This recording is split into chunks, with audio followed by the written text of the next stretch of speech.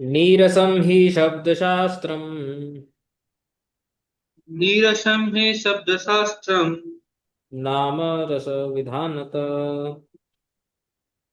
नामरसविधानता। यो मृत्यन्नदान्द्रिभ्य यो अमृतेन अदामृभ्य श्रीजीवो विजयतामसौ।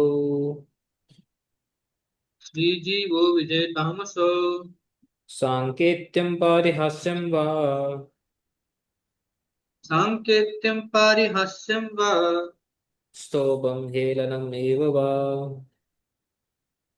स्तोभहेलनं चैव वा वैकुण्ठनाम गृहणम् वैकुण्ठनाम गहनम् अशेषागहरं विदुः। अशेषागहरं विदुः। जय श्री जीव गोस्वामी प्रभु की जय। श्री हरिनामामृत व्याकरण जय की जय।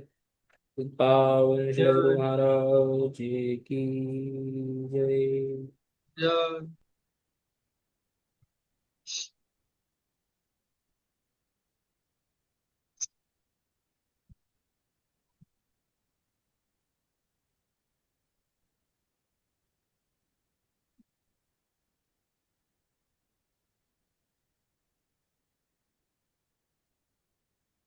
ठीक है।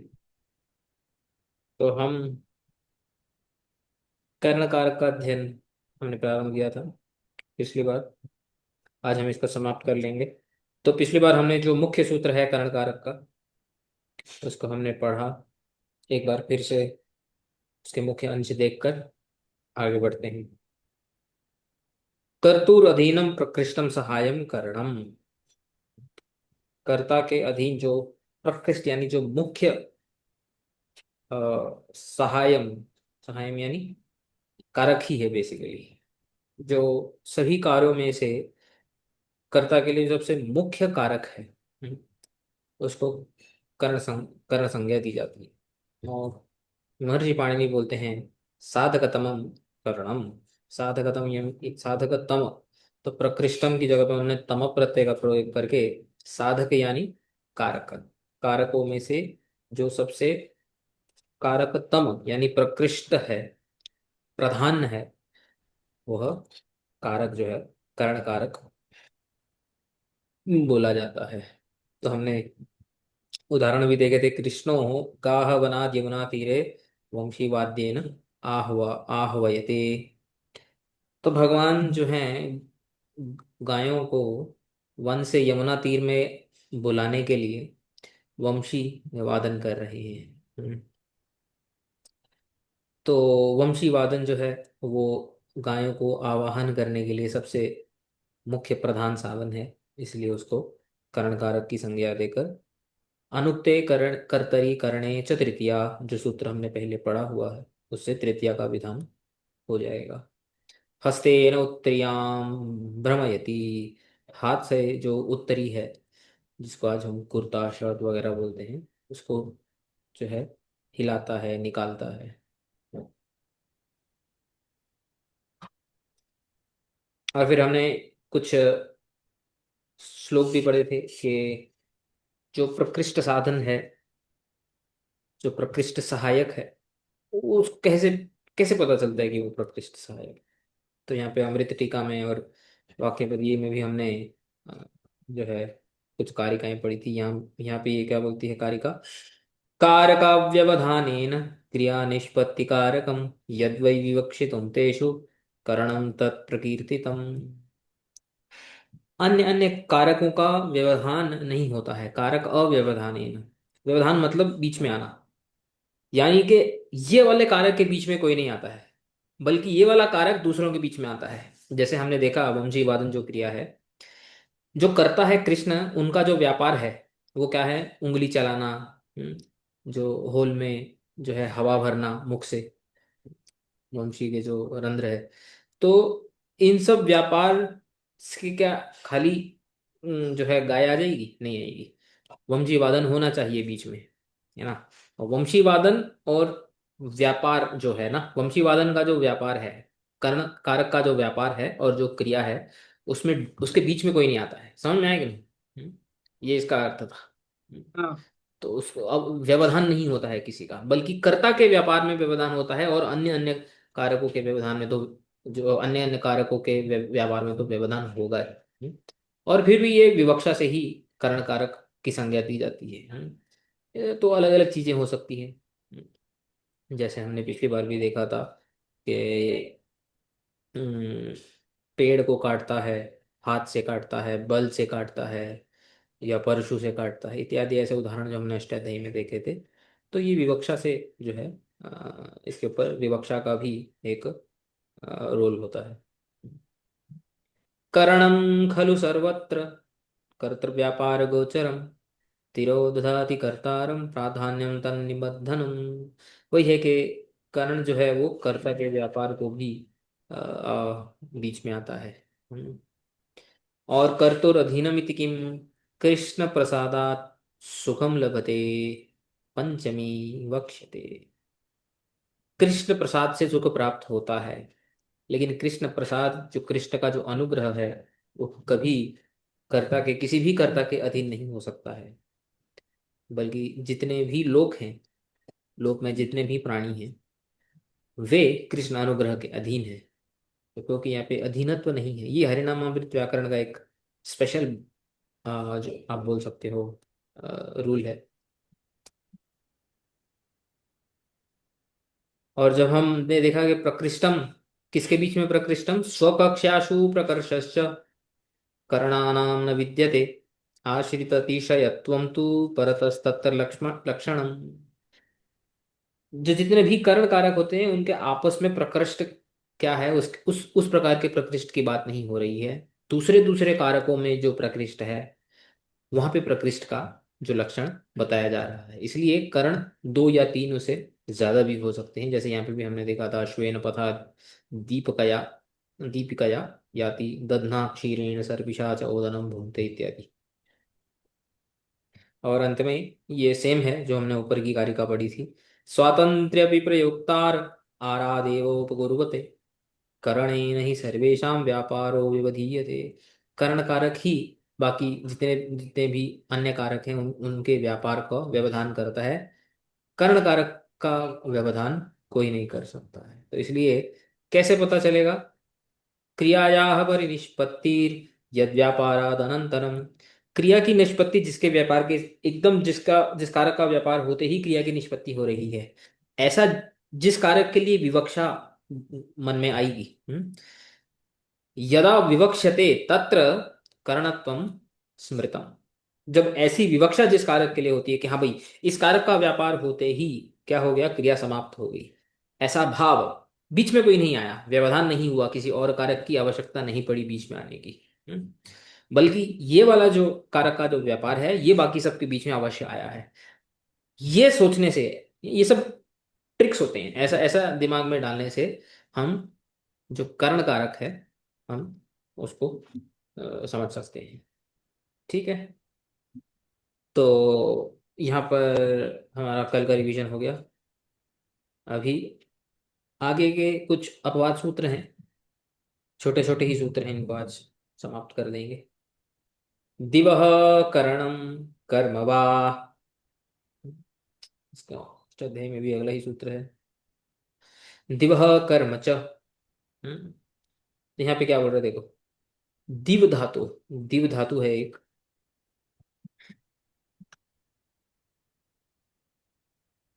ये दिवु क्रीड़ा विजिगीषा व्यवहाराद्यतिस्तुति, मो स्तु, स्तुति मोद मद स्वप्न कांति गतिषु। देखो कितने सारे इसके अर्थ है।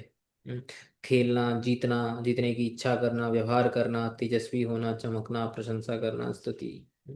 तो जो दिवादिगण है ना, दिवादिगण, तो उसका पहला धातु है।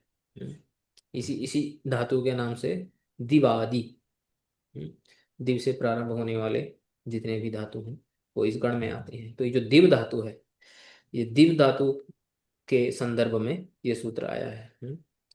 तो दिव धातु प्रयोग है, जब इस धातु का प्रयोग होगा, यत साधक तम, तो उस प्रयोग में जो साधक तम होगा, साधक तमम करणम, है ना। तो उस प्रयोग में जो प्रकृष्ट सहायक होगा, तत्कारकम कर्म संज्ञम कर्ण संज्ञम च भवति, वह कारक कर्म संज्ञम भी हो सकता है और कर्ण कर्ण संज्ञक भी हो सकता है। वो बोल रहे हैं तो दोनों ही यहाँ पे पॉसिबल है। यथा अश्वान दीव्यति अक्षय ही दीव्यति, इसका अर्थ क्या है देखते हैं। अनेन सूत्रेण दिव, ये जो अभी हमने पढ़ा, अस्य धातो हो साधकतमस्य प्रकृष्ट उपकारकस्य प्रकृष्ट सहायकस्य कर्म संज्ञा विधीयते। इस सूत्र से, पिछले वाले सूत्र से तो उसकी कर्ण संज्ञा तो हो ही गई, क्योंकि वो साधकतम है, साधकतमम कर्ण। इस सूत्र से उसको कर्म संज्ञा भी दी जा रही है, कि इसकी कर्म संज्ञा भी होगी। यद्यपि, अच्छा किस अर्थ में होगी, तो बहुत सारे अर्थ दिए हुए हैं, तो अर्थ अभी अर्थ के बारे में क्लियर कर रहे हैं। यद्यपि धातु पाठे दिव धातो बहवः अर्थाः उक्ताः सन्ति, से तो बहुत सारे अर्थ यहाँ पे बताए गए हैं, तथापि प्रकृत सूत्रस्य संदर्भेण क्रीड़ा, हम्म, क्रीड़ा मतलब ये तो दिया, पहला ही जो अर्थ दिया ना, क्रीड़ा, क्रीड़ा मतलब खेलना।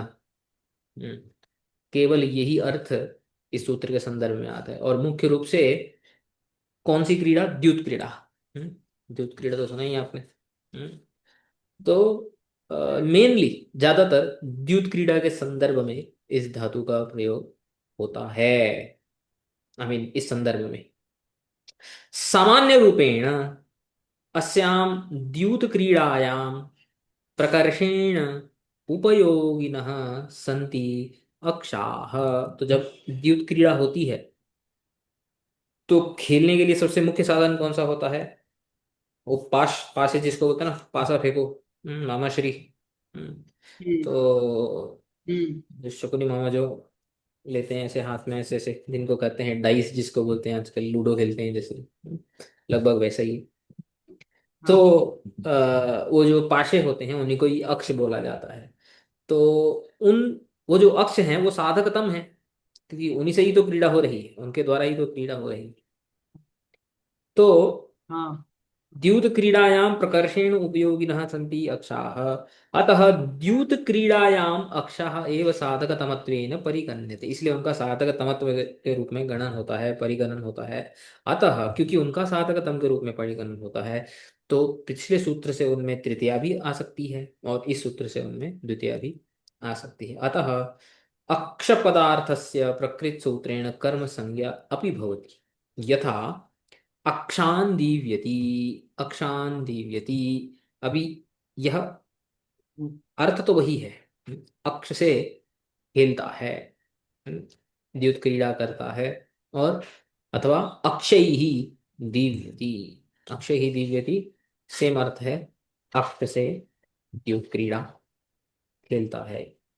किंच सूत्रे चकार ग्रहणात् ग्रहण सामर्थ्यात्, यहाँ पे च भी दिया हुआ है।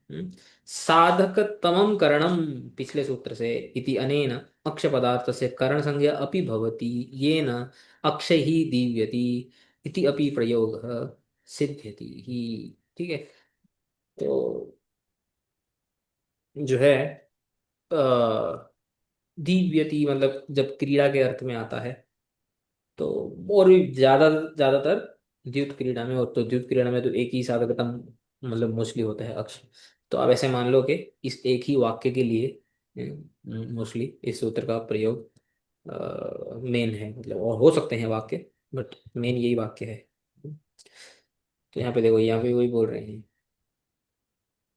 अक्षान दीव्यति कृष्ण अक्षैर वाह, यानी कृष्ण अक्षान दीव्यति, अक्षों से दीप क्रीड़ा खेल रहे हैं, या अक्षय, कृष्ण अक्षय दीव्यति, कृष्ण जो है पाशों से खेल रहे हैं।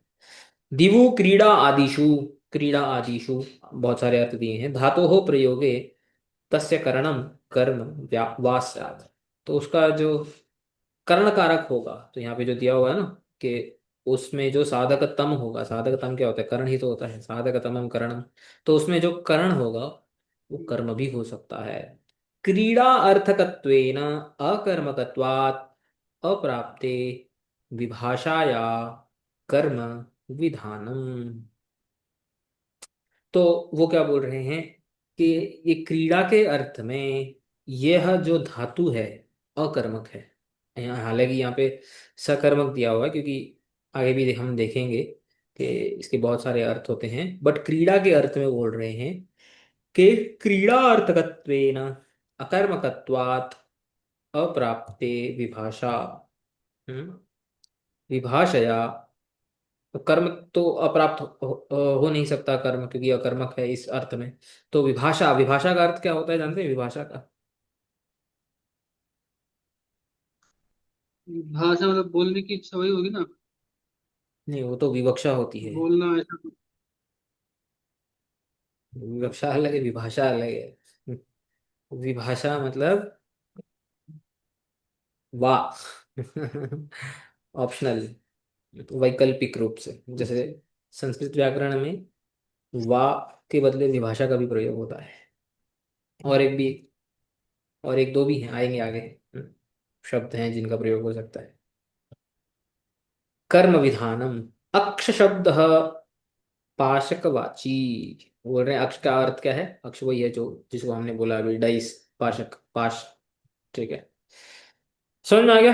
अब इसके अंदर थोड़ा प्राउड विषय भी है। प्राउड विषय ये है कि ये दोनों सूत्र ना थोड़े अलग हैं। अगर आपने ध्यान दिया होगा, यहाँ पे बोला है दिवह करणम कर्म वा। ठीक है, यहाँ पे वाह ये विभाषा है ये। लेकिन यहाँ क्या बोला है? दिवह कर्म च। याद रखना, च और वाह एक नहीं होता है। तो हम्म। अष्टाध्यायी के अ, अनुसार यहाँ पे दोनों ही संज्ञाएं एक साथ आती है। तो ये एक बहुत ही एक यूनिक, एक स्पेसिफिक, एक ये इसका अंडरस्टैंडिंग है। एक ही टाइम पे कर्ण संज्ञा भी होती है, और एक ही टाइम पे कर्म संज्ञा भी होती, एक ही टाइम पे। हम्म।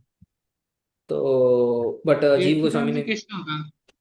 हाँ एक ही टाइम पे। तो इसलिए यहाँ पे च दिया है। कैसे होगा मतलब सूत्र से होगा, क्योंकि यहाँ पे च दिया हुआ है।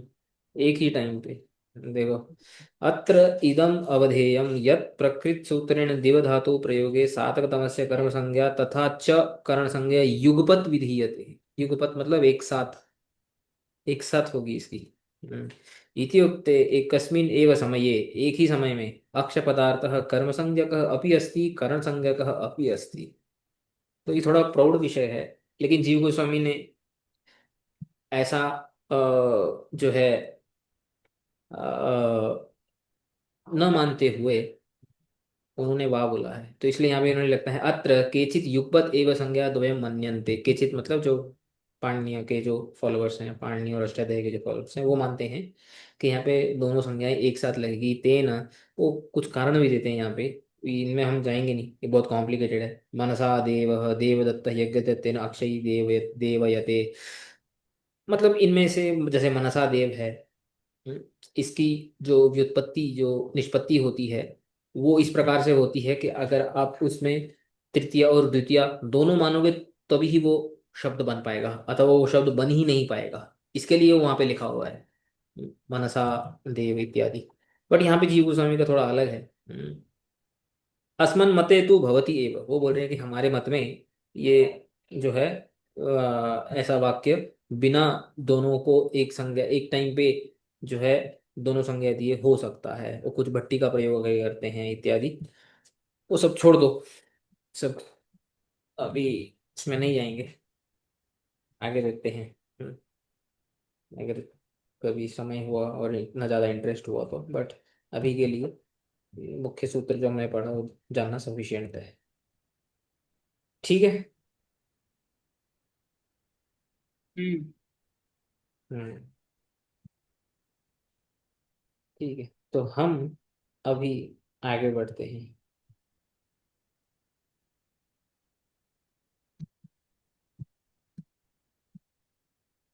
अगला सूत्र देखते हैं। परिक्रयणे करणम संप्रदानम वा। अब ऊपर कर्म था, यहाँ पे संप्रदानम। ठीक है, ये भी इसका अगला ही सूत्र है। परिक्रयणे संप्रदानम अन्यतरस्याम। ठीक है, तो ये पढ़ लेते हैं पहले। परिक्रयणे मतलब क्या होता है? अच्छा, यहाँ पे अन्य तरस्याम दिया है, अन्य तरस्याम का अर्थ भी वही होता है, वाह। ये जो है ना, वाह विभाषा अन्य तरस्याम, ये सब एक ही है इनका अर्थ, मतलब वैकल्पिक रूप से। ठीक है, तो ये दोनों सूत्र सेम है, इनमें कोई प्रॉब्लम नहीं है। वो खाली वो पिछले सूत्र में ही दोनों ने अलग अलग मत लिए थे, तो ये तो यहाँ पे भी वाह है, और यहाँ पे भी अन्य तरस्याम यानी वाह। तो परिक्रयणे सिर्फ एक ही शब्द के लिए दिया है, परि और क्री। ये क्री, क्री कौन सा धातु है, जानते हैं क्री कौन सा धातु है? क्री जानते हैं कि नहीं, हाँ, कौन सा धातु है? क्रीणाति, जानता हूँ लेकिन मुझे खरीदना। याद नहीं है। हाँ, डुक्रीय द्रव्य विनिमये। क्रीणाति। हम्म, डुक्रीय द्रव्य विनिमये। ठीक है, द्रव्य विनिमय, खरीदना, इत्यादि। हम्म। परी और क्री, उस ये खाली क्री नहीं, परी के साथ। ठीक है, परी उपसर्ग के साथ, परी उपेंद्र के साथ जब क्री होगा, इति धातो हो यत साधक तमम तत्कारकम विकल्पेन, यहाँ पे विकल्प है, अन्यतरस्याम संप्रदान संज्ञाम भवति, तो उसकी संप्रदान संज्ञा भी होती है। यथा शताय परिक्रीतः, अथवा शतेन परिक्रीत, इसका अर्थ क्या है देखते हैं, देखो। परि उपसर्ग पूर्वकस्य डुक्रीय विनिमये, धातु है डुक्रीय विनिमये, इति धातोः विषये प्रकृत सूत्रेण संप्रदान संज्ञा वैकल्पिक रूपेण विधीयते। यद्यपि, इसका अर्थ बता रहे हैं अभी, क्री द्रव्य विनिमये इति धातोः अर्थ धनम दत्वा वस्तुनः क्रयणम इति अस्ति। तो इसका अर्थ क्या है? धन को देकर या किसी भी प्रकार के अर्थ को देकर वस्तु ले लेना, अपनी बना लेना, खरीद लेना। ये तो क्री धातु का अर्थ है। तथापि परी उपसर्गस्य उपस्थितौ, तो परी के साथ इसका क्या कोई अर्थ भेद है या सेम है या क्या है, वो बता रहे हैं देखो। परी उपसर्गस्य उपस्थितौ अस्य अर्थः वेतन आदिकं दत्वा विशिष्टं कालं यावत् स्वस्य स्वामित्व विधानम, क्या बोल रहे हैं? वेतन, वेतन दे करके यानी सैलरी दे करके, जो है अ, विशिष्ट काल के लिए, कुछ समय के लिए, जैसे रिक्रूटमेंट होती है, कंपनीज में रिक्रूटमेंट होती है इत्यादि, है ना, तो सैलरी पे होते हैं, तो जब तक वो सैलरी दे रहा है तब तक हम उसके लिए काम कर रहे हैं। तो विशिष्टम कालम यावत स्वस्य स्वामित्व विधानम, तो थोड़े समय के लिए उसको उसका स्वामी बन जाना, उस वस्तु का या उस व्यक्ति का या जो भी है। ठीक है ना, भाड़ा देना, सैलरी देना इत्यादि, वस्तु भी हो सकती है, वो व्यक्ति भी हो सकता है, कुछ भी हो सकता है ना। तो परिक्रयणे और क्रीणाति, इन दोनों में क्या अंतर है? क्रीणाति मतलब हमेशा के लिए खरीद लेना धन देके, और परिक्रयणे मतलब वेतन इत्यादि देकर किसी समय के लिए, थोड़े समय के लिए, जितना भी समय तय हुआ है उसके लिए उसके ऊपर अपना स्वामित्व बना लेना। एतादृशे कार्ये यत साधकतमम इति उक्ते वेतनम। तो साधकतम क्या होगा? जब हम थोड़े समय के लिए किसी को अपना बना लेंगे, किसके द्वारा बना रहे हैं? वेतन के द्वारा ही बना रहे हैं, तो वो जो वेतन है, जो साधकतम है, हम्म, तो उस वेतन की, तस्य साधकतमं करणम इति अनेन करण संज्ञायां प्राप्तायां ताम विकल्पेन बाधित्वा प्रकृत सूत्रेण तस्य संप्रदान संज्ञा अपि भवति। तो या तो उसकी साधकतमं करणम से करण संज्ञा भी हो सकती है, और या तो उसका बाध करके इस सूत्र से वैकल्पिक रूप से संप्रदान संज्ञा भी हो सकती है। हम्म, तो इसलिए यहाँ पे दो उदाहरण दिए हैं। धनिक देवदत्तम शतेन परिक्रीणाति, धनिक ने देवदत्त को 100 रुपये देकर थोड़े समय के लिए खरीद लिया। एक महीने के लिए सैलरी या एक साल के लिए, जो भी, शत में कुछ भी आप लगा लो, 100 रुपये, 100, या जो है जो जो भी अमाउंट 100,000 वगैरह जो भी आता है दिमाग में वैसा। ठीक है। अथवा धनिकः देवदत्तम शताय क्रीणाति। तो ये जो साधकतम है, वेतन है, शतेन, तो शतेन में तृतीया कैसे आई, साधकतमम करणम, और फिर उसके बाद कर, कर्त कर्णयोस तृतीया उससे, और यहाँ पे इस सूत्र से संप्रदान हो गया, और चतुर्थी कहाँ से आई, संप्रदान चतुर्थी, उस सूत्र से। समझ में आ गया। हम्म, हाँ ठीक है। तो इति उभय यथा प्रयोग सिद्ध्यति। तो परिक्रयणम का अर्थ क्या होता है, काशिकायाम परिक्रयण शब्दस्य अर्थ दीयते परिक्रयणम नियत कालम वेतन आदीना स्वीकरणम न आत्यंतिक क्रय एव। क्लियरली यहाँ पे दिया हुआ है, तो अर्थ समझ में आ गया होगा। नियत काल है, हाँ निश्चित काल के लिए वेतन के द्वारा अपना बना लेना, न कि आत्यंतिक क्रय। आत्यंतिक क्रय मतलब हमेशा के लिए अपना बना लेना, ऐसा अर्थ नहीं है। आत्यंतिक क्रय इति उक्ते नियत स्वरूपेण स्वस्वामित्व निर्धारणम अयमर्थः क्री धातो विषये स्वीक्रियते, न ही परिक्री धातो हो परिक्री धातु हो विषय, मतलब हमेशा के लिए खरीद लेना, वो क्री धातु का अर्थ है, परी के साथ क्री का अर्थ नहीं है। परिक्री इति धातु हो अर्थ तु वेतन आदिना नियत कालम स्वीकरणम, मतलब थोड़े समय के लिए खरीदना। इति अस्ति इति अत्र काशिकाकारस्य वाक्यस्य आशयः वर्तते, ये इस वाक्य का आशय है। एतादृशे परिक्रयणे कृते तस्मिन् काले स भृत्यः स्वस्वामिनः एव कार्यं कुर्यात् इति अत्र अपेक्षा विद्यते। तो जिस समय के लिए उसको वेतन दे रहा है, उस समय के लिए वो जो सेवक है, अपने स्वामी जो उसको बोलेगा वो कार्य वो करेगा। भृत्यः तथा न करोति चेत स्वामी तम तर्जमानः वक्तुम अर्हति। यदि सेवक ने वैसा नहीं किया तो स्वामी उसके ऊपर गुस्सा होकर के ऐसा भी बोल सकता है। कैसा बोल सकता है, शतेन त्वां परीक्रीतः किमर्थं कार्यं न करोषि इति अनुभ्रूहि। 100 रुपये में तुझे खरीदा है, तू मेरा कार्य क्यों नहीं कर रहा है, जरा बताएगा। ऐसा बोल सकता है। अथवा शताय त्वां परीक्रीतः, त्वं परीक्रीतः किमर्थं कार्यं न करोषि इति अनुभ्रूहि। तो शताय अथवा शतेन। ठीक है ना। तो ये अर्थ यहाँ पे भी दिया हुआ है। परिग्रहणे अर्थे तस्य करणं संप्रदानं वा स्यात् पक्षे करणस्य च स्थितिः।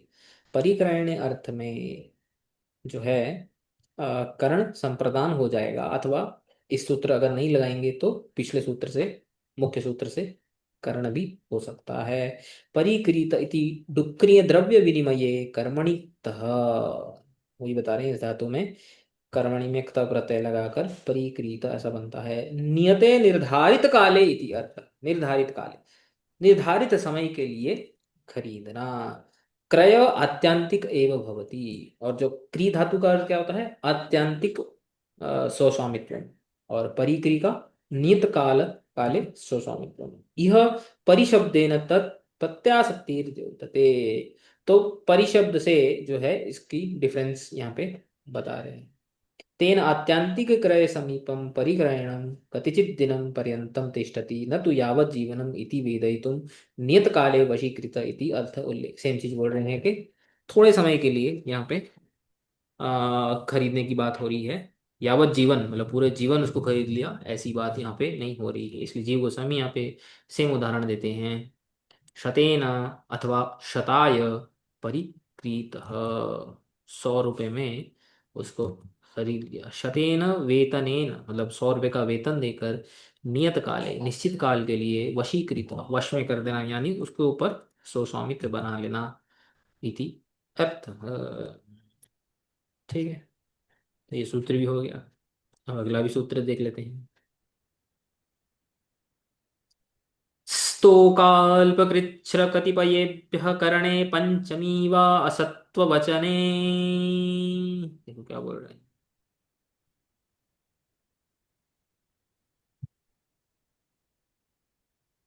ये सूत्र, ये भक्ति इसमें अष्टाध्यायी में दूसरे अध्याय के तीसरे पाद में आता है विभक्ति, जहाँ पे दी गई है उस सेक्शन में। तो यहाँ पे देखो क्या बोलते हैं, ये सूत्र भी वही है। करणे च स्तोकाल्पकृच्छ कतिपयस्यात्व कतिपयास्यत्व वचनस्य। सेम ही है सूत्र। स्तोक कल्प कृच्छ, यहाँ पे स्तोक अल्प कृच्छ कतिपय भ्य करणे, करणे पंचमी वा। हम्म, पंचमी पीछे से आता है, यहाँ पे अनुवृत्ति होती है पंचमी की। पंचमी की अनुवृत्ति होती है असत्ववचने, असत्ववचनस्य। सेम सेम पूरा सूत्र सेम है। ठीक है। तो यहाँ पे पहले तो हम देखते हैं इनका अर्थ क्या है। ये जो स्तोक है, स्तोक और अल्प दोनों का सेम ही अर्थ है। तो अल्प तो आप जानते ही हैं, मतलब थोड़ा। हम्म, स्तोक का भी अर्थ वही है। थोड़ा, सूक्ष्म, थोड़ा इत्यादि, छोटा, थोड़ा। कृच्छ, कृच्छ का अर्थ क्या होता है? कृच्छ का अर्थ होता है क्या बोलते हैं, कष्ट, दुख, ये होता है। और कतिपय, कतिपय भी मतलब थोड़ा, मतलब सम इत्यादि ऐसे इंग्लिश में होता है ना, सम डिफिकल्टी ऐसा।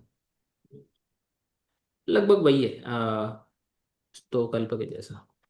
ठीक है। तो यहाँ पे हम्म, पहले ये पढ़ लेते हैं, फिर वहां पे भी पढ़ेंगे। स्तोकान मुक्त, स्तोकेन वा इत्यादि। यहाँ पे देखो क्या बोल रहे हैं। इन शब्दों के प्रयोग जब होगा, ठीक है, तो कर्ण के रूप में जब इनका प्रयोग होगा, यहाँ पे एक और भी अर्थ दिया है, असत्व वचने। हम्म, इसका अर्थ भी देखेंगे। असत्व वचने मतलब क्या होता है?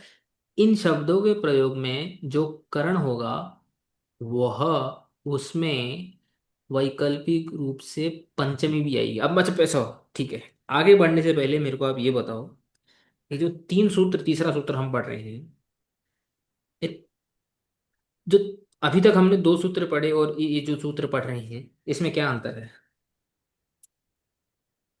दोनों में तो मतलब वो कारक ही बदल रहा था।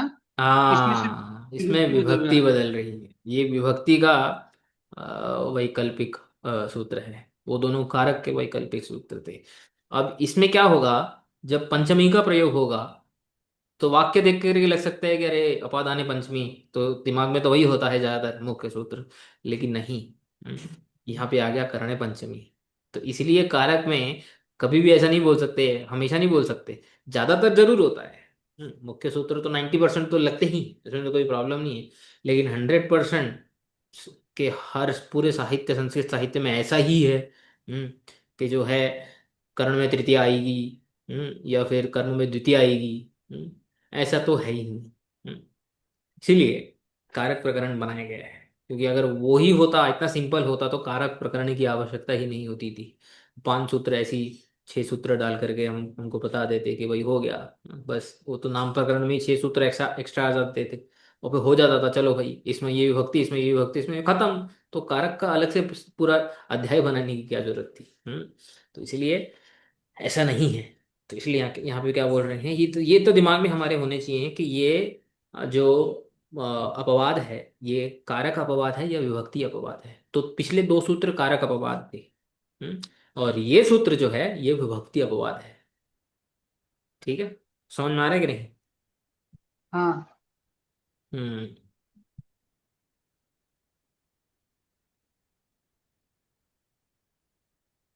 तो यहाँ पे एक उदाहरण देख लेते हैं। स्तोकान मुक्त, तो स्तोकान मुक्त, यहाँ पे बताओगे स्तोकान कैसे आया? टोकन तो वो है ना, एक तो, अच्छा वो स्टोका है, वो तो वो हो गया ना, संधि से आया तो स्टोका थे वहां पर, पंचमी है। हम्म, कौन सी संधि लगाई है जानते हैं? वो तो है ना क्या, हरिवेनु हरिवेनु वो है ना। हाँ। हम्म,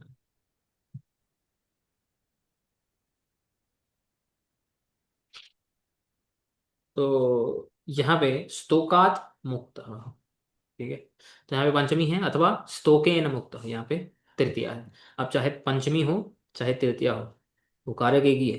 कारक कौन सा है? करण कारक। तो इसका अर्थ क्या हुआ?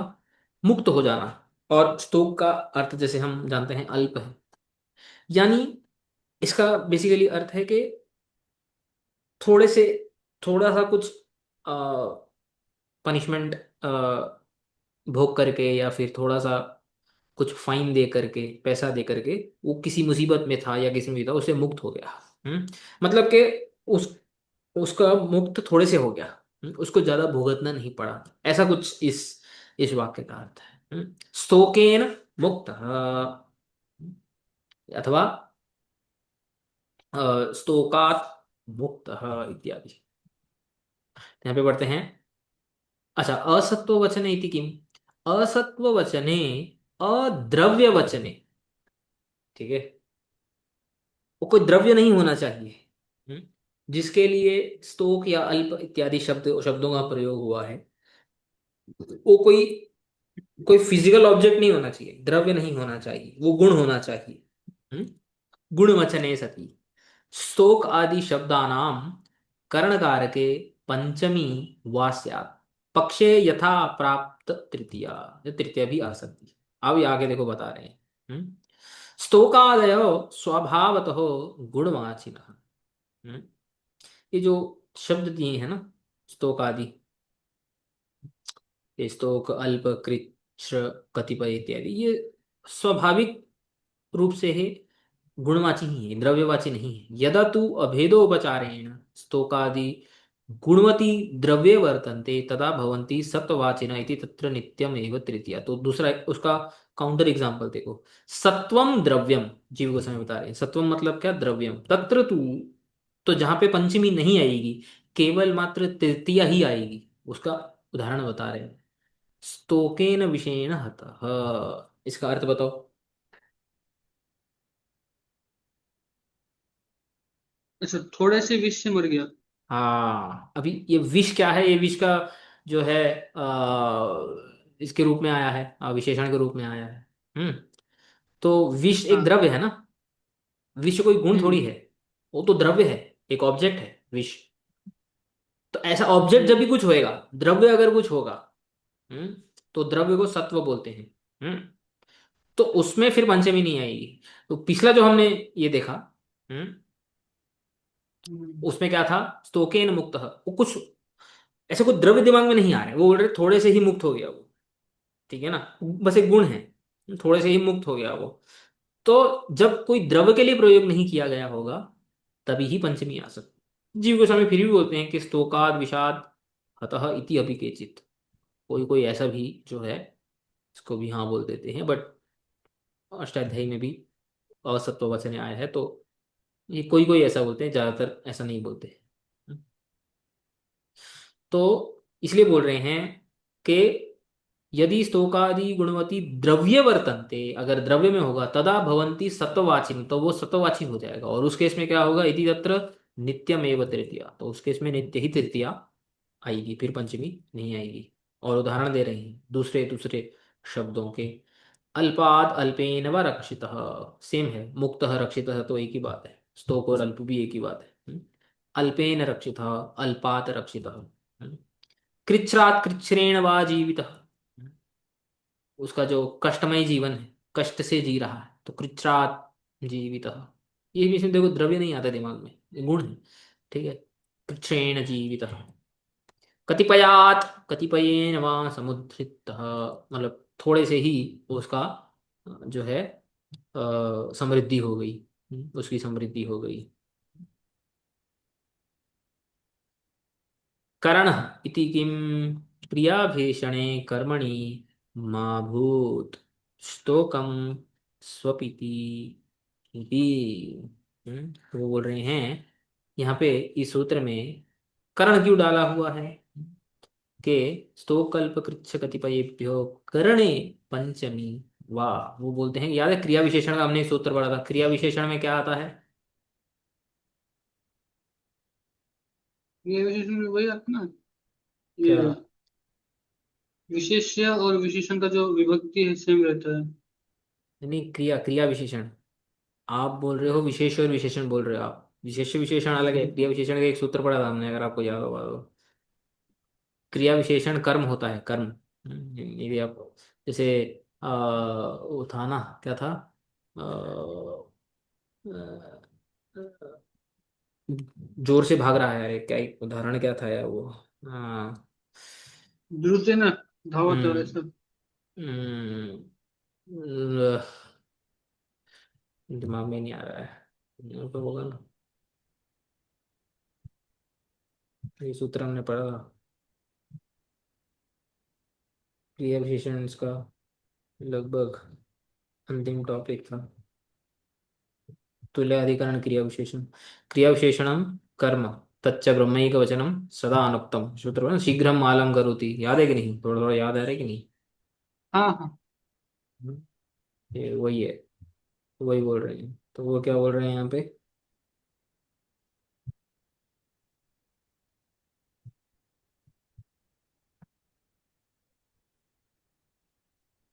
कि करणमिति किम, क्रिया विशेषणे कर्मणि मा भूत, वो तो ऑलरेडी कर्म है, तो उसमें कर्म क्या आएगा, सॉरी, कर्म की बात कर रहा हूँ। उसमें कर्म में पंचमी नहीं आएगी, ठीक है, क्रिया विशेषण में खाली करण होगा तो ही, तो स्तोकम स्वपिति, थोड़ा सा सोता है। हम्म। तो हम्म। ये क्रिया विशेषण है, ठीक है, तो इसमें स्तोकात स्वपिति ऐसा नहीं आएगा। समझ में आ गया। हाँ। तो यहाँ पे इसका भी पढ़ लेते हैं। स्तोक अल्प कृच्छ्र कतिपय इति एतेभ्यो असत्ववचनेभ्यः करणे कारके अन्यतरस्यां तृतीया भवति। हम्म, तो वो क्या बोल रहे हैं कि अ, इन सब शब्दों में जो असत्व वचन के जो शब्द होते हैं, उनके करण में वैकल्पिक रूप से अन्य तरह से हम करण कारक में तृतीया भी आएगी। ठीक है, तो यहाँ पे एक्चुअली पंचमी का पार्ट चल रहा है, ठीक है, इसलिए यहाँ पे अन्य तरह से हम तृतीया दिया हुआ है, क्योंकि पंचमी की अनुवृत्ति हो रही है, पहले पंचमी विभक्ति का सब सूत्र आ रहे थे इसमें, तो इसलिए यहाँ पे हम्म। वैकल्पिक रूप से तृतीय आएगा, बट वहां पे क्योंकि हम तृतीया पढ़ रहे हैं, इसमें वहां पे दिया है वैकल्पिक रूप से पंचमी आएगी, तो बात एक ही है। पंचमी हम्म। अत्र पक्षे विधीयते, तृतीया तु करणे इति एव सिद्धा। यदा तु धर्ममात्रं करणतया विवक्षते, न द्रव्यम, धर्ममात्रम यानी गुणमात्रम, खाली गुणमात्र में ही होगा और द्रव्य में नहीं होगा, तदा स्तोकादि नाम असत्व वचनता, तो ही उनकी असत्व वचनता होगी, क्योंकि द्रव्य में आ जाएगा तो क्या हो जाएगा, सत्व वचनता होगी, तो फिर ये सूत्र नहीं लगेगा।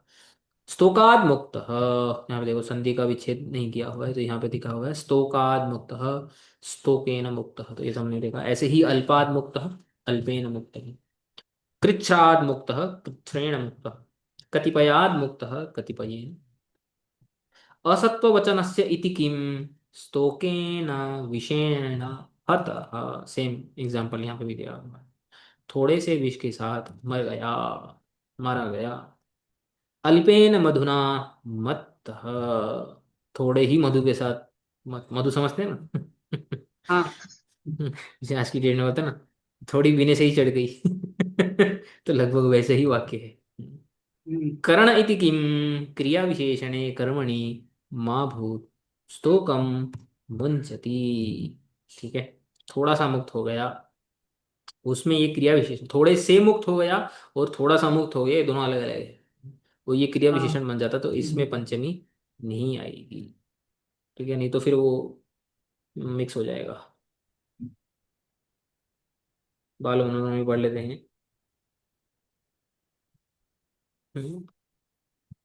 स्तोक अल्प कृच्छ कतिपय एतस् चतु चतु चतुभ्य इति अर्थः, असत्व पदम व्याचष्टे अद्रव्य इति, असत्व यानी अद्रव्य जो हमने देखा है, अन्य तरस्याम इति अनुवर्तते, इसमें अन्य तरस्याम की अनुवृत्ति होती है, पंचमी इति इसकी भी अनुवृत्ति होती है, ततः च करणे पंचमी वा इति लभ्यते, तो करण में तृतीया या फिर पंचमी दोनों आ सकती है, तद अभावे तु तृतीया सिद्ध एव, तद अभावे मतलब असत्व वचन, इसका जब अभाव होगा, यानी सत्व वचन अगर होगा, तो उसमें तृतीया ही आएगी। तद आह तृतीया पंचम्याओ इति स्तोकेन स्तोकाद मुक्तः इति लघुना आयासेन मुक्तः इति अर्थ। इसका अर्थ क्या है स्तोकेन मुक्त का? लघुना आयासेन, थोड़े से ही आयास के साथ, थोड़े से ही प्रयास के साथ मुक्त हो गया।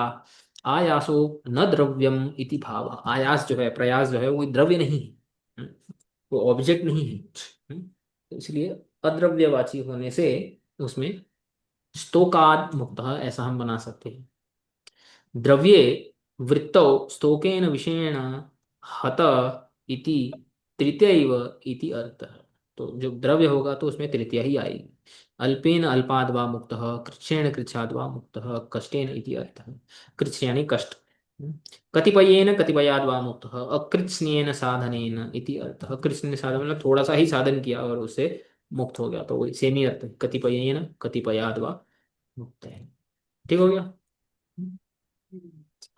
अब अगला सूत्र देख लेते हैं।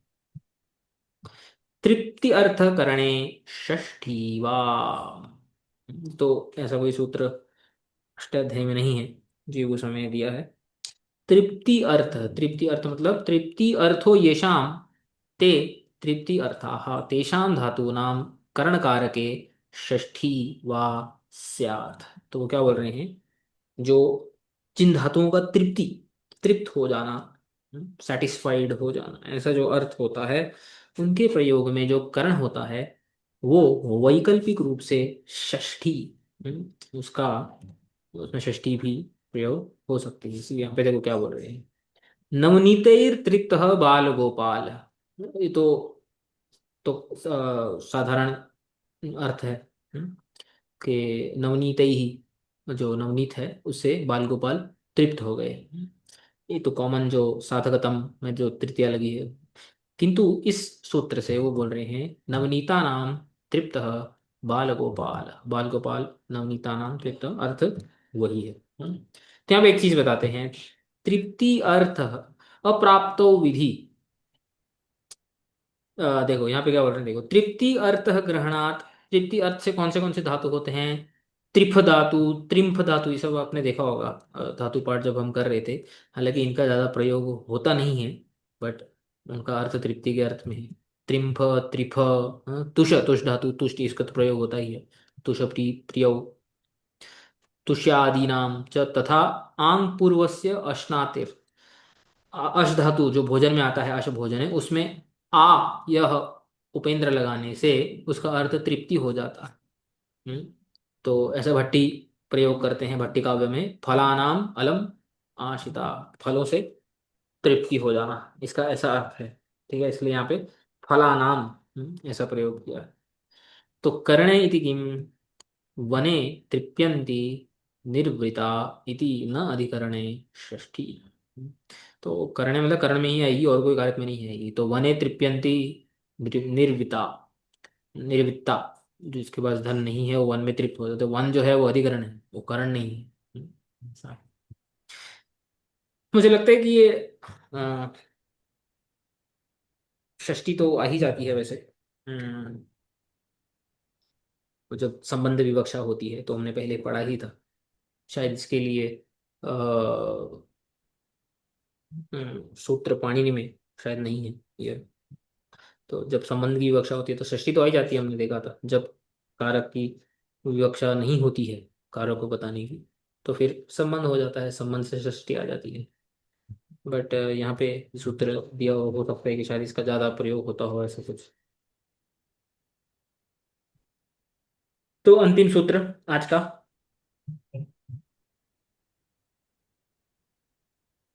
अज्ञान अर्थस्य ज्ञः करणम वा। अभी देख लेते हैं, तो 351।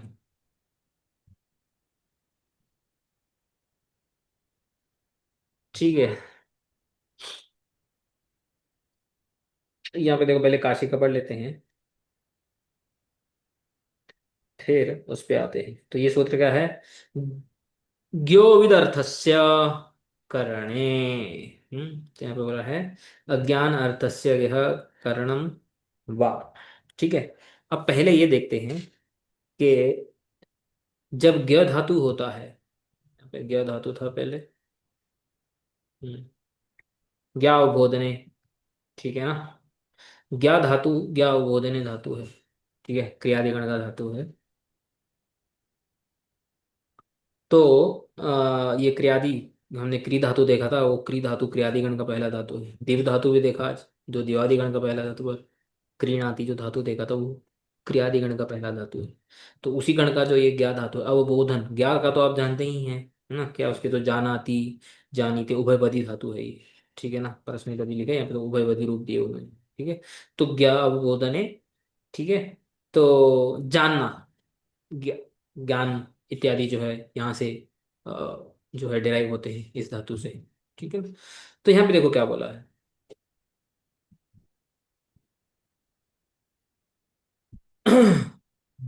जानाते है, ठीक है।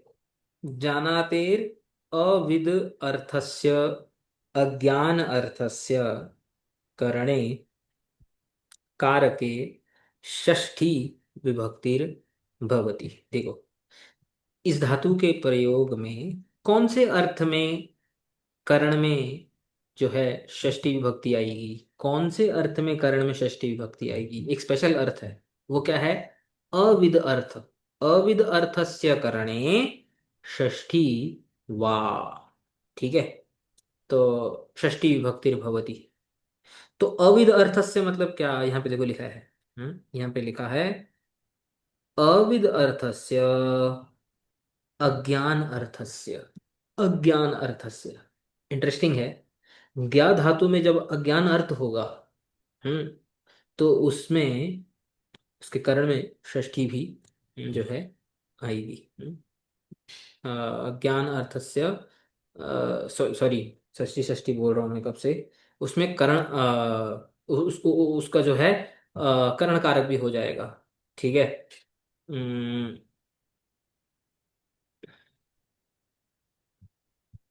इसमें पढ़ लेते हैं, क्लैरिफाई कर लेते हैं, मैं कुछ गलत तो नहीं बोल रहा हूँ। Of the verb gya when not used in the sense of to know, the instrument takes sixth case, ठीक है। तो इंस्ट्रूमेंट मतलब जो अ, करण है। हाँ करण है, इंस्ट्रूमेंट टेक्स सिक्स केस।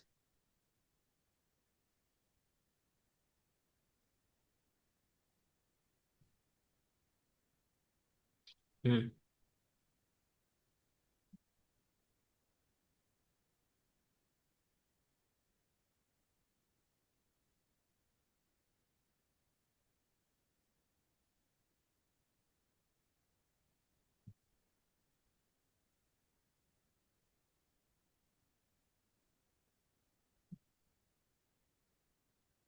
तो जानातेर अविद अर्थस्य अज्ञान अर्थस्य करणे कारके षष्ठी विभक्तिर भवति। हम्म। तो कर्ण कारक में षष्ठी विभक्ति का विधान होता है, यहाँ पे षष्ठी अनुवृत्ति से आ रही है, ठीक है। तो कर्ण कारक में ज्ञा धातु के प्रयोग में अविद के अर्थ में यानी अज्ञान के अर्थ में षष्ठी का प्रयोग होता है, ऐसा बोल रहे हैं। तो इसका उदाहरण देखते हैं। सर्पीशो जानीते, देखो यहाँ पे क्या अर्थ है। ऐसा ही एक उदाहरण दिया है, मधुनो जानीते, ठीक है। ये दोनों में षष्ठी का प्रयोग किया है, सर्पिशः मधुनः, ठीक है। सर्पिश का अर्थ जानते हैं, सर्पिश का अर्थ क्या होता है? सर इसका एक अर्थ घी होता है ना शायद। घी। जानीते, अभी जानीते क्या धातु से आया है, लेकिन यहाँ पे जानीते का अर्थ जानना नहीं है। यहाँ पे जानीते का अर्थ है प्रवृत्ति। एक सूत्र भी है अलग से, उसमें ये आता है। तो ये बहुत फेमस स्टेटमेंट है, सर्पीशो जानीते, यानी जब जब हम खाना खाते हैं, ठीक है, उसमें जब घी आता है, पहले पहले जो है घी, आज भी जो है घी एक बहुत ही अ, अच्छा सब्सटेंस माना जाता है, टेस्ट के हिसाब से, पौष्टिकता के हिसाब से। तो व्यक्ति को खाने की इच्छा होती है, तो अपने हिसाब से कोई भी घी अगर अच्छा नहीं होता है तो कोई भी चीज मान लो आप। तो जब वो होता है खाने में, तो हमारी खाने में प्रवृत्ति होती है, यानी हमें खाना खाने में अगर मान लो कि भूख नहीं भी लगी है, या फिर मन नहीं है खाने का, या फिर वो चीज़ अच्छी नहीं है जो हम खा रहे हैं, उसमें घी डाल दिया, तो बोला चलो घी है, इसी बहाने हम क्या करते हैं, खा लेते हैं। तो वो जो प्रकार की जो प्रवृत्ति होती है ना, प्रवृत्ति, हम्म। उसके अर्थ में ये ज्ञा धातु का प्रयोग हुआ है। तो इसका इस वाक्य का अर्थ है सर्पीशो जानीते, यानी घी से प्रवृत्ति। अभी यहाँ पे घी जो है वो क्या है, साधकतम है, क्योंकि उससे प्रवृत्ति हो रही है। तो ऐसे करण कारक में षष्ठी आ रही है इस सूत्र से। समझ में आया? हाँ। हम्म। करण होता तो सर्पिशा होता था, ठीक है, इसका प्रातिपदिक है सर्पिश, में टा लगा के सर्पिशा, सर्पिशा जानीते, ऐसा भी हो सकता है प्रयोग, ठीक है। लेकिन इस सूत्र से क्या हो रहा है, मुझे लगता है अष्टाध्यायी में अन्य तरस्याम नहीं है, यहाँ पे इन्होंने वा दिया हुआ है, अष्टाध्यायी में वो षष्ठी ही आएगी, यहाँ पे वा दिया हुआ है। मतलब तृतीया भी आ सकती है, लेकिन पाणिनीय व्याकरण में केवल षष्ठी आएगी, षष्ठी विभक्ति होती है, यहाँ पे वा नहीं दिया हुआ है, तो ये एक डिफरेंस है यहाँ पे और यहाँ पे, ठीक है। ऐसे ही मधुनो जानीते, मधुनो जानीते यानी मधु यानी कुछ मीठा हो जाता है किसी चीज में, डेजर्ट हो जाता है जिसे खाने की प्रवृत्ति होती है, अर्थ वही है, ठीक है। सर्पीशा करणेन प्रवृत्ति इति अर्थः। सर्पीशा यानी घी के द्वारा, घी को करण रूप बनाकर, यानी प्रकृष्ट साधन बनाकर खाने में प्रवर्तते, उसमें प्रवृत्ति हो रही है, इति अर्थ, ये उसका अर्थ है। तो यहाँ पे ज्ञा धातु विद के अर्थ में आया है क्या, जानने के अर्थ में आया है क्या? हम्म? नहीं। न विद अर्थस्य इति अविद अर्थस्य, जिसका अर्थ विद नहीं है, जानना नहीं है, उसको अविद अर्थ बोला गया है, ठीक है। हाँ। प्रवृत्ति वचनों जानाति ही अविद अर्थः, क्योंकि ये प्रवृत्ति वचन में आया है, इसलिए हमें जो जानाति है, ये क्या है, अविद अर्थ है। अथवा मिथ्या ज्ञान वचन, हाँ, अविद अर्थ का एक और भी अर्थ बता रहे हैं, यानी मिथ्या ज्ञान वचन, ज्ञान है लेकिन मिथ्या ज्ञान है, रॉन्ग नॉलेज, अयथार्थ ज्ञान। न्याय में आता है दो प्रकार का ज्ञान होता है, यथार्थ ज्ञान एज इट इज, और अयथार्थ ज्ञान यानी रॉन्ग, गलत नॉलेज, बोल रहे नॉलेज है लेकिन गलत नॉलेज है, रॉन्ग। तो उस अर्थ में भी अविद अर्थ हो सकता है, जैसे अ, यहाँ पे उदाहरण दिया, मतलब उदाहरण मतलब वैसा उदाहरण नहीं दिया है, एक्सप्लेन किया है। सर्पिषि रक्त प्रतिहतो वा चित्त भ्रांत्या तदात्मना सर्वमेव ग्राह्यम प्रतिपद्यते। तो इसका मीनिंग यहाँ पे दिया हुआ है कि जब घी से ज्यादा आसक्ति होती है, हम्म, तो हर एक चीज में उसको घी दिखाई देता है यहाँ पे। हम्म, चित्त भ्रांत्या, चित्त भ्रांति से तदात्मना सर्वमेव ग्राह्यम परिपद्य, तो हर जगह पे उसको घी दिखाई देता है, मतलब जिस भी चीज के साथ आसक्ति हो, हर जगह में उसको वही दिखाई देती है, ये उसकी भ्रांति है, गलत नॉलेज। तो इसलिए मिथ्या ज्ञानम अज्ञानम एवं, तो अविद अर्थ मतलब अज्ञान, ये अज्ञान है, रॉन्ग नॉलेज, ठीक है, ऐसा। अयथार्थ ज्ञान, अविद अर्थ इति किम। अच्छा, अविद अर्थ ऐसा क्यों बोला गया है, क्योंकि यदि ज्ञा धातु का विद अर्थ होगा तो फिर इस सूत्र का प्रयोग नहीं होगा, षष्ठी नहीं आएगी। जैसे स्वरेण पुत्रम जानाति, इसका अर्थ क्या है? स्वर के द्वारा पुत्र आवाज को के द्वारा पुत्र को हाँ। पहचान लेती है, आवाज से पुत्र को पहचान लिया तो माँ है ना। हम्म। तो यहाँ पे जानना अर्थ है, और ये सही तरीके से जानना है, ऐसे ऐसे नहीं कि पुत्र की जगह किसी और को जान लिया, ऐसा नहीं है, पुत्र को ही जाना है, पुत्र की आवाज से, ठीक है। तो जब यथार्थ ज्ञान के अर्थ में जब ज्ञा धातु होगा तो उसमें षष्ठी नहीं आएगी। समझ में आया? हाँ। हम्म, यहाँ भी वही लिखा है, अज्ञानम अर्थो यस्य तथा भूतस्य ज्ञा धातो हो प्रयोगे तत्कर्णम वास्या, तो यहाँ पे कर्ण भी दिया हुआ है, और षष्ठी भी दिया हुआ, पक्षे संबंध षष्ठी, तो यहाँ पे तृतीया भी आ सकती है और संबंध षष्ठी भी आ सकती है।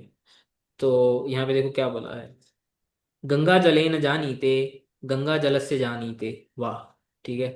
तो दोनों यहाँ पे बोला हुआ है। तद्बुद्ध्या जलांतरे प्रवर्तते इति अर्थः। तो यहाँ पे क्या है, गंगा जलेन जानीते इसका अर्थ बताएंगे। अज्ञान अर्थ इति विरुद्ध अर्थ इति नहीं, तेन विरुद्ध ज्ञान अर्थकस्य अयथा ज्ञान अर्थकस्य प्रयोगे सति इति फलित अर्थ अयथा ज्ञान अयथार्थ ज्ञान। ततः कूपे जल सरोवर, कूपे जले, कूप जले सरोवर जले वा गंगा जल बुद्धि जायते। तो ये इस वाक्य का अर्थ बता रहे हैं, गंगा जलेन जानीते, गंगा जल समझ लेना, किसी कूप के जल को या सरोवर के जल को गंगा जल समझ ले। जैसे महाप्रभु हम देखते हैं अंत्य लीला में जो डिस्क्रिप्शन आते हैं कि जहाँ नदी देखे तार मारे कालिंदी, चैतन्य चरितमृत में ये वाक्य आता है कि जहाँ पे नदी देख रहे हैं वहां पे कालिंदी भ्रांति से उसको मान रहे हैं। तो ये जो अयथार्थ ज्ञान है, अप्राकृत तो खैर अलग है, इनमें हम प्राकृतिक दृष्टि से देख रहे हैं। बोलेगा अरे ऐसे कैसा, कोई भक्त आके बोलेगा महाप्रभु ने समझ लिया तो समझ लिया, वो तो है, लेकिन हम व्याकरण की दृष्टि से उसको जो है देख रहे हैं। ततः कूप जले सरोवर जले वा गंगा जल बुद्धि ही जायते, ज्ञो अकर्मकः अपहन व आर्त इत्यात्मपदम वक्षते। तो बोल रहे हैं कि इसमें आगे एक सूत्र आएगा जिसमें आत्मपद प्रयोग करना है ऐसा बोला जाएगा, इसलिए हर एक उदाहरण में आप आत्मपद ये देख रहे हैं, जानीते जानीते ऐसा देख रहे हैं, जानाती ऐसा नहीं देख रहे हैं। यहाँ पे भी जानीते जानीते आ रहा था, जानीते जानीते, यहाँ पे देखो जानाती आया, जब इस सूत्र का प्रयोग नहीं हुआ तो फिर जानाती आ गया। ठीक है।